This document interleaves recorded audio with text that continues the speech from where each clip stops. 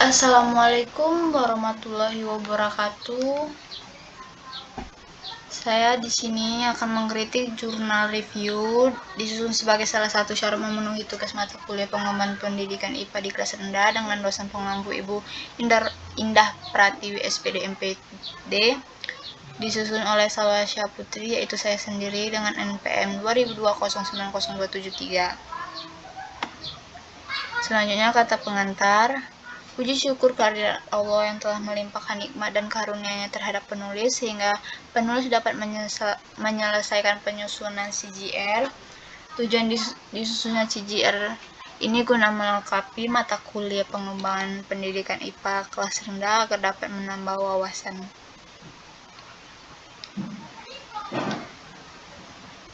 Selanjutnya, review jurnal pembelajaran IPA.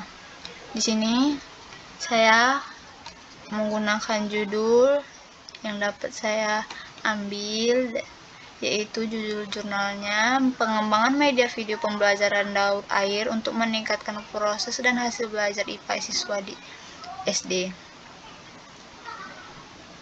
Jurnal tersebut yaitu Jurnal Pendidikan Sains dengan penulis Fahru Rozi, tahun 2013, volume dan halaman.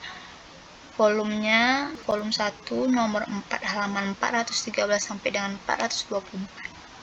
Di sini saya sendiri yang mereview, Salwasya Putri, dengan NPM 2020907273 pada tanggal 30 November 2021, topik pengembangan media video.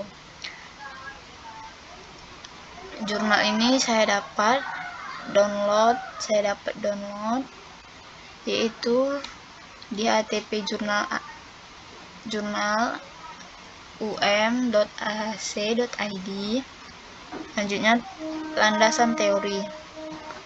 Pembelajaran IPA di sekolah dasar diharapkan dapat menjadi wahana bagi siswa untuk mempelajari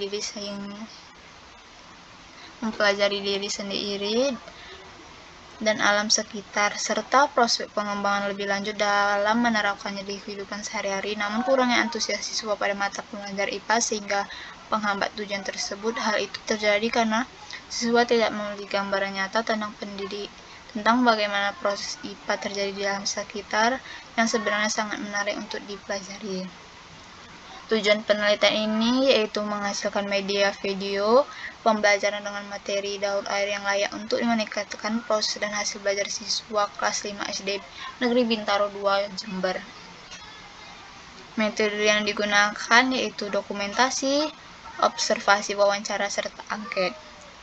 Subjeknya di sini dengan uji coba skala terbatas, yaitu terdapat 6 orang siswa yang dipilih secara acak dengan kemampuan berpikir yang berbeda, yaitu 2 orang siswa dari kelas 6 dengan kategori 1 orang yang berkemampuan pintar dan 1 orang siswa berkemampuan sedang, 3 orang siswa dari kelas 5 dengan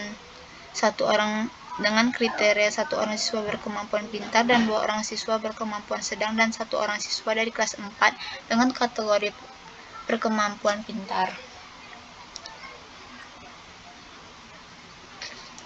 Di sini ada manipulasi, yaitu penelitian melakukan beberapa tahap penelitian, yaitu tahap uji coba.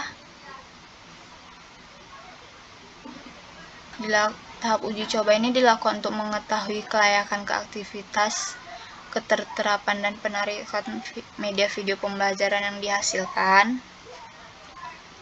Terus ada studi pendahuluan dilakukan melalui observasi kelas, mencari informasi tentang kriteria, karakteristik siswa, kebutuhan siswa melalui angket, wawancara, studi literatur, dan menganalisis beberapa jurnal penelitian terdahulu yang relevan. Selanjutnya ada uji coba ahli untuk mendapatkan saran pemasukan para ahli. Terus ada uji coba skala terbatas melalui beberapa siswa, dan uji coba sarana pengguna produk dilaksanakan 2 kali pertemuan. Terus ada analisis data meliputi antara lain analisis hasil uji kelayakan oleh ahli media, analisis hasil uji kelayakan oleh ahli materi atau isi,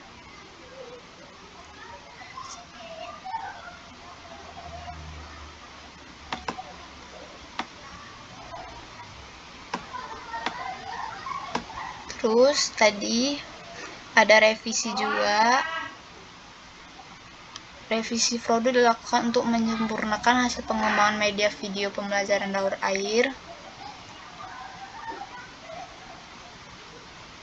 Instrumen.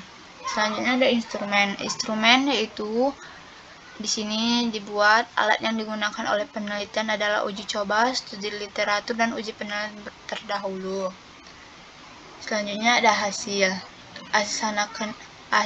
Hasil analisis kemenarik media video pembelajaran daur air adalah 76,6% dengan respon adalah siswa. Analisis tingkat kelayakan produk 83,6% ditambah hasil kelayakan materi atau isi dengan nilai 92,5% dirata-ratakan dapat nilai 88,1%. Selanjutnya analisis keaktifan media video pembelajaran daur air dengan respon siswa pada aspek kognitif ada 80,2% dengan respon observasi pada aspek afektif adalah 76,6%. Hasil analisis keterterapan produk diperoleh dari hasil analisis angket, keterterapan dan hasil observasi aktivitas guru yang dilakukan dari data yang diperoleh. Hasil pengisian angket mencapai 90% dan hasil observasi kegiatan mengajar guru mencapai 86%.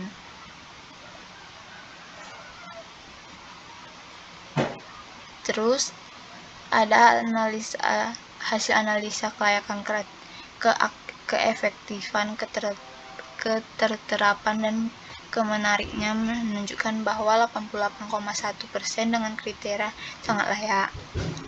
Keefektifan dari hasil efektif sebesar 7,6% serta keefektifan dari tes hasil belajar mencapai 82%. Kategori keterterapan sebesar 88% dengan kategori penarikan sebesar 82,3% yang sangat menarik. Kriterianya pengembangan media video pembelajaran daur air kelas 5 SD Negeri Bintoro 2 Jember dapat meningkatkan proses dan hasil belajar IPA siswa.